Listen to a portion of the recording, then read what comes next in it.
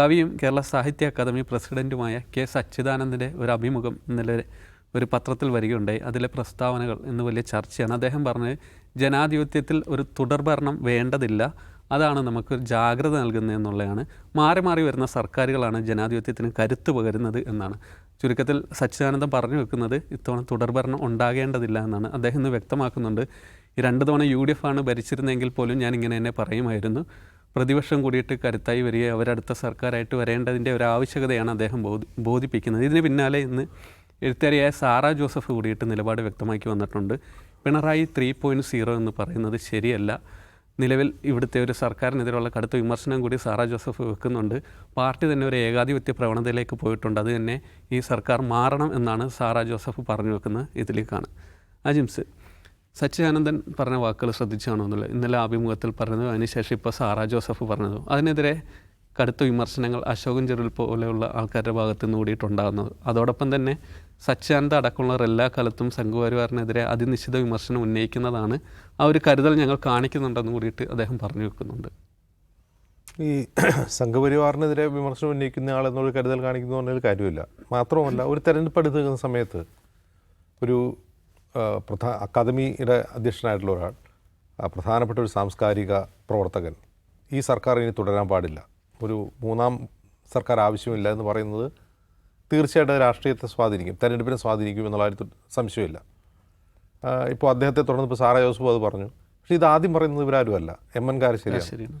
MN കാരശ്ശേരിയാണ് പറയുന്നത് തുടർഭരണം ഒരു സർക്കാരിനെ നശിപ്പിക്കും, പാർട്ടിയെ ജനാധിപത്യ വിരുദ്ധരാക്കും എന്നൊക്കെ അദ്ദേഹം നേരത്തെ പറഞ്ഞിട്ടുണ്ട്. അത് തന്നെയാണ് ഇപ്പോൾ സച്ചിദാനന്ദൻ ആവർത്തിക്കുന്നത്. എന്തുകൊണ്ട് സച്ചിദാനന്ദൻ ഈ 2 വർഷത്തിനിടയിൽ അല്ല ഈ 2 ടേമിനിടയിൽ നിർണായക സന്ദർഭങ്ങളിൽ സർക്കാരിനെ വിമർശിച്ചില്ല എന്ന ചോദ്യമാണ് എനിക്ക് ചോദിക്കാനുള്ളത്. ഇദ്ദേഹം ഈ വിമർശനം ഉന്നയിക്കാനുള്ള സമയം ഇതായിരുന്നു? അതായത് ഒരു തെരഞ്ഞെടുപ്പ് സമയത്ത് ഈ സർക്കാർ ഇനി തുടരരുത് എന്ന് പറയുന്നതാണോ അദ്ദേഹം ചെയ്യേണ്ടത്? അതല്ല.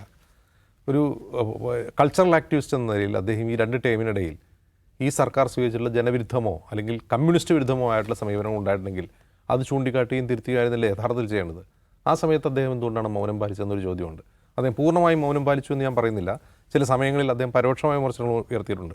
പക്ഷേ ഡയറക്റ്റായിട്ട് തന്നെ പ്രത്യക്ഷമായി തന്നെ ഈ സർക്കാരിനെ വിമർശിക്കേണ്ട, തിരുത്തേണ്ട ഒരുപാട് ഘട്ടങ്ങൾ കടന്നു പോയിട്ടുണ്ട് ഈ 10 വർഷത്തിനിടയിൽ. പക്ഷെ അപ്പോഴൊക്കെയും സച്ചിദാനന്ദൻ അക്കാദമി അധ്യക്ഷനായതുകൊണ്ട് അദ്ദേഹം ഉണ്ടാതിരുന്നു ഞാൻ വിചാരിക്കുന്നില്ല.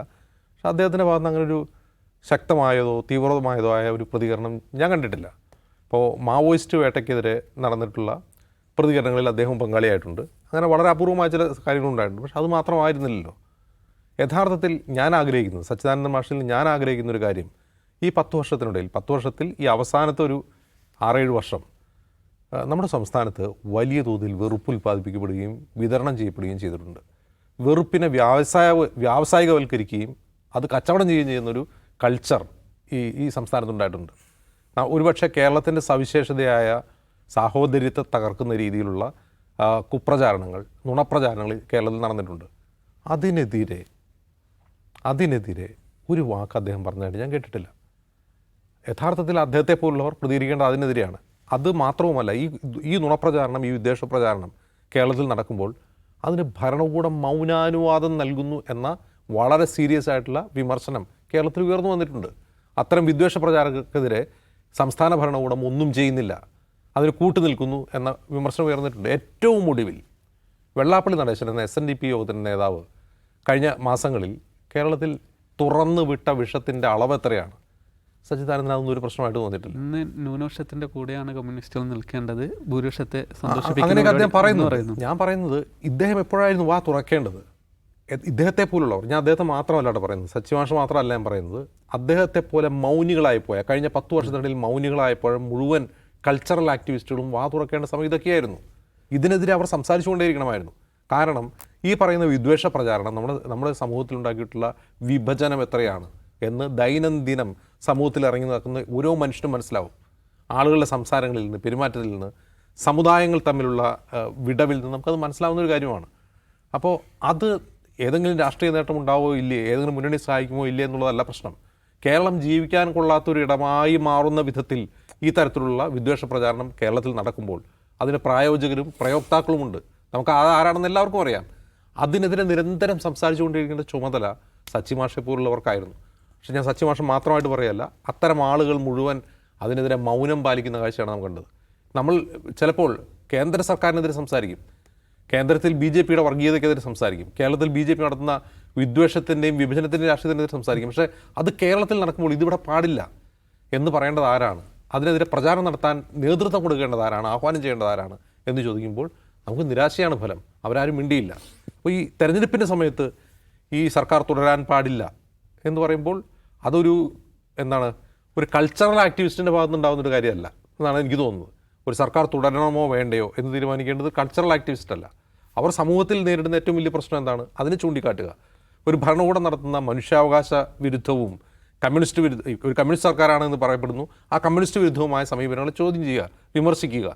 അതുപോലെ ഭരണകൂടം പൗരന്മാരോട് അവരുടെ പൗരാവകാശത്തിന് മേൽ കടന്നുകയറ്റം ഉണ്ടാകുമ്പോൾ അതിനെ ചോദ്യം ചെയ്യുക. ഇതൊക്കെയാണ് ചെയ്തുകൊണ്ടിരുന്നത്.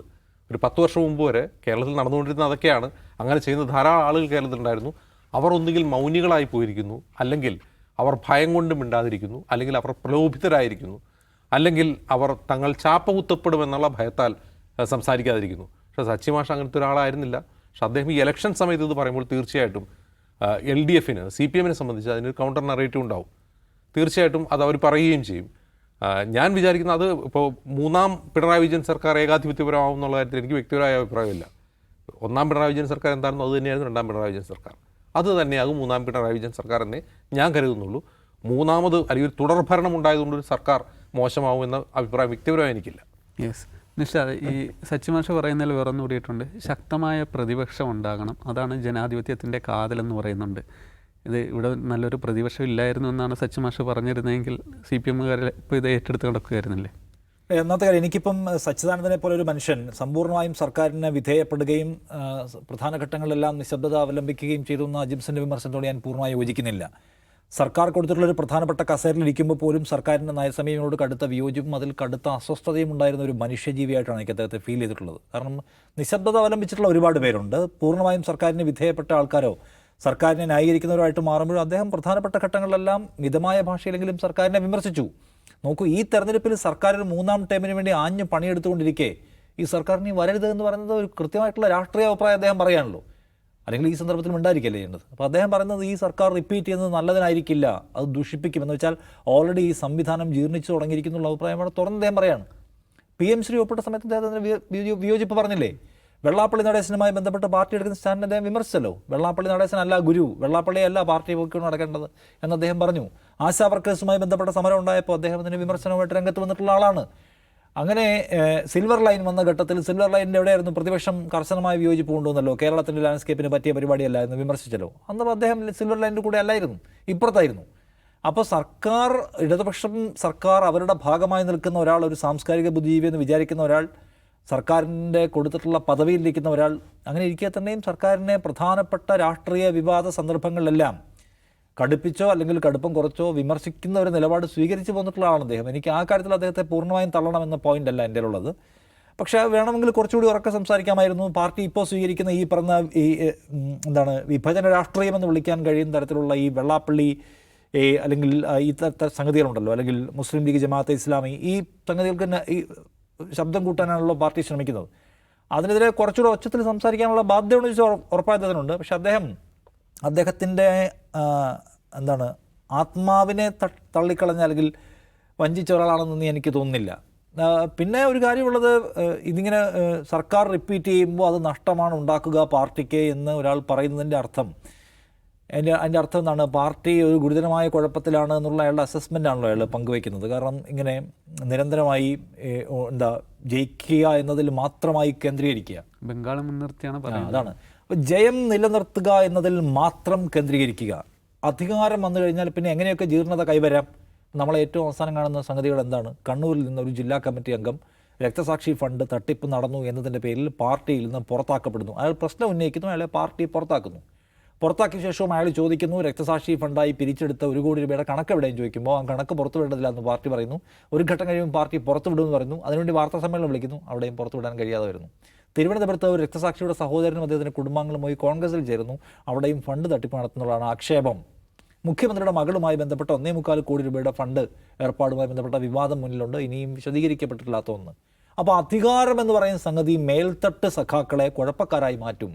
ഞങ്ങൾ അധികാരത്തിൻ്റെ ആളുകളാണ്, ഞങ്ങളൊരു ഭരണ പാർട്ടിയാണ്, ആ ഭരണ പാർട്ടി നിലയ്ക്ക് ഞങ്ങളുടെ സ്വഭാവവും സംസ്കാരവും സമീപനവും എല്ലാം മാറും എന്ന് വേണമെങ്കിൽ ഒരാൾക്ക് വിശകലനം നടത്താനോ വിലയിരുത്താനോ കഴിയുന്ന തരത്തിലുള്ള വിവാദങ്ങളുടെ ഒരു തുടർച്ച നമുക്ക് CPM-ൽ കാണാൻ പറ്റും, സർക്കാരിൽ കാണാൻ പറ്റും. അതുകൊണ്ട് ഇത് തൽക്കാലം എന്ത് ചെയ്യണം?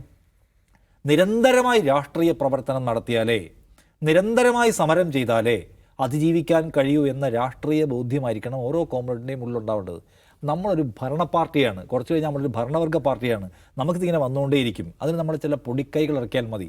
ഇപ്പോൾ ഒരു സുഹൃത്തിനോട് ചോദിക്കുമ്പോൾ അദ്ദേഹം പറയുകയാണ്, താഴെത്തട്ടിൽ പണിയെടുക്കേണ്ട കാര്യമൊന്നുമില്ല, ജയിക്കാനുള്ള പണികൾ സ്റ്റേറ്റ് കമ്മിറ്റി ഉണ്ടാക്കിക്കോളും. ഈ സ്റ്റേറ്റ് കമ്മിറ്റി ഉണ്ടാക്കുന്ന പണി നമ്മൾ കണ്ടുകൊണ്ടിരിക്കുകയാണല്ലോ.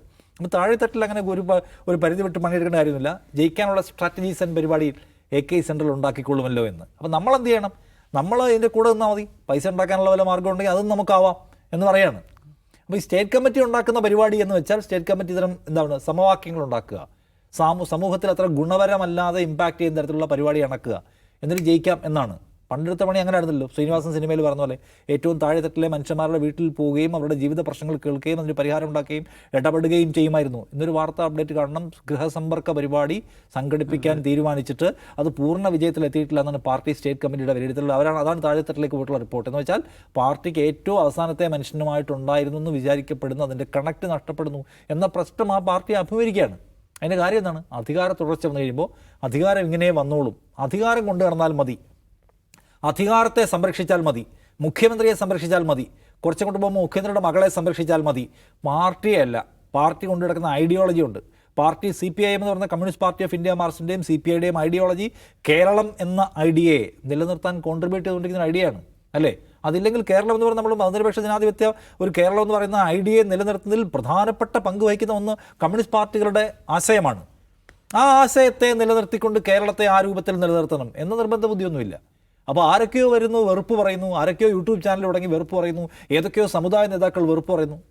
ലബ്ധം നടക്കട്ടെ എന്ന് വിചാരിക്കുകയാണ്. അത് നമ്മുടെ ഐഡിയ, കേരളം എന്ന ആശയത്തിൻ്റെ അടിമാന്തുകയാണ് എന്ന അസ്വസ്ഥത ആർക്കുമില്ല. ആ അസ്വസ്ഥത വരണമെങ്കിൽ ഈ മതനിരപേക്ഷത ഉറക്കെ പറഞ്ഞും മതനിരപേക്ഷത നിലനിർത്തിയേ നമുക്ക് അധികാരത്തിൽ വരാനും പോകാനും കഴിയൂ എന്ന് മനസ്സിലാക്കുന്ന ഒരു എക്സസൈസായിട്ട് തെരഞ്ഞെടുപ്പ് മാറണം എന്നാണ് അദ്ദേഹം വിചാരിക്കുന്നതെങ്കിൽ അത് വളരെ പോസിറ്റീവായിട്ടാണ് എനിക്ക് തോന്നുന്നത്. സർക്കാർ വരണമോ വേണ്ടയോ എന്നുള്ള കാര്യം വേറെ തന്നെ പോയിൻ്റാണ്, അദ്ദേഹത്തിൻ്റെ അഭിപ്രായം വേറെ. പക്ഷെ അദ്ദേഹം അതിനെ വളരെ ക്രിയേറ്റീവായിട്ടും വളരെ പ്രൊഡക്റ്റീവായിട്ടുമാണ് അതിനെ ഒരു അസസ്മെൻറ്റ് നടത്തുന്നതെങ്കിൽ അദ്ദേഹത്തിന് അങ്ങനെ വിചാരിക്കാൻ പല ന്യായങ്ങളുണ്ടെന്നാണ് പറഞ്ഞത്. പിന്നെ നേരത്തെ അജിംസ് പറഞ്ഞല്ലോ, അഭിപ്രായം പറയാനുള്ള ഭയപ്പാട് എല്ലാവർക്കും കാണും.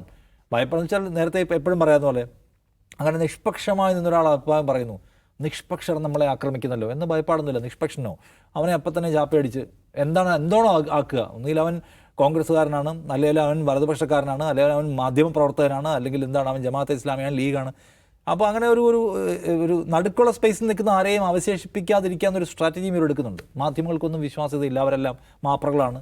അപ്പോൾ അതുകൊണ്ട് ഒരു പേടി എല്ലാവർക്കും കാണും. ഒന്നിൽ സർക്കാരിൻ്റെ കൂടെ നിൽക്കുകയല്ലേ അപ്പുറം നിൽക്കുക എന്നുള്ളത് അതും ഒരു ഘടകമായിരിക്കാം. പക്ഷേ ഈ സച്ചിദാനന്ദൻ അടക്കമുള്ള ആൾക്കാർ പറയുന്ന അഭിപ്രായം ഒരു കമ്മ്യൂണിസ്റ്റ് വിരുദ്ധതയിൽ നിന്നോ പിണറായി വിജയൻ വിരുദ്ധതയിൽ നിന്നോ വരുന്നതാണെന്ന് ഞാൻ വിചാരിക്കുന്നില്ല. അവർ ആ പാർട്ടിയെ സ്നേഹിക്കുന്നു, അവർ ആ പാർട്ടിയെ സ്നേഹിക്കുന്ന വിധം ഇങ്ങനെയാണ്. അല്ലാതെ പാർട്ടി എടുക്കുന്ന എല്ലാം ശരി, പാർട്ടി വെള്ളാപ്പള്ളി നടേശൻ്റെ വെറുപ്പിനെ കെട്ടിപ്പിടിച്ചാൽ അതും ശരി, പാർട്ടി വിട്ടൊരു കളിയില്ല, പാർട്ടിയാണ് സൂപ്പർ, അങ്ങനെയല്ലോ പാർട്ടിയെ സ്നേഹിക്കുന്നത്. പാർട്ടിയെ സ്നേഹിക്കുക എന്ന് പറഞ്ഞാൽ ആ പാർട്ടിയെ കൊണ്ട് കേരളത്തിന് എന്ത് ആവശ്യമുണ്ട് എന്നുകൂടി മനസ്സിലാക്കിയിട്ട് സ്നേഹിക്കലാണ്. പാർട്ടിയെ മാത്രം സ്നേഹിക്കലില്ല. പാർട്ടി നിലനിൽക്കണം, കേരളം നിലനിൽക്കണം, രണ്ടിൻ്റെ ഒരു പാരസ്പര്യം നിലനിൽക്കണം. അല്ലാതെ കേരളത്തിൻ്റെ അടിസ്ഥാന ആശയം തകരുകയും പാർട്ടി കുറച്ചു കാലം കൊണ്ട് നിൽക്കുകയും ചെയ്യുക എന്നുള്ളതല്ല പാർട്ടി സ്നേഹം. എനിക്ക് തോന്നുന്നു സച്ചിദാനന്ദൻ്റെ ഒരു സമീപനം ഇപ്പുറത്താണെന്ന് തോന്നുന്നു. പുതിയൊരു ക്യാമ്പയിൻ തുടങ്ങിയിട്ടുണ്ട്, സച്ചി മാഷി ഇനിയും അക്കാദമി ചെയർമാൻ ആവരുത്, അദ്ദേഹം നശിക്കരുത്, അക്കാദമി നശിക്കരുത്. അതാണ്. അപ്പോൾ അതിനുള്ള അദ്ദേഹത്തിന് കിട്ടാനുള്ളത് കിട്ടിക്കൊണ്ടിരിക്കും. അതെ, എന്തായാലും സച്ചി മാഷിൻ്റെ ഇത്തരം വിമർശനങ്ങളെ കൂടി ഉൾക്കൊള്ളുന്നതാണ് നമ്മുടെ ജനാധിപത്യത്തിൻ്റെ ഒരു സൗന്ദര്യം. ആ ഒരു കരുതൽ ചിലപ്പോൾ CPM-ലെ ഉന്നത നേതാക്കൾ കാണിക്കുമെന്നാണ് കരുതേണ്ടത്.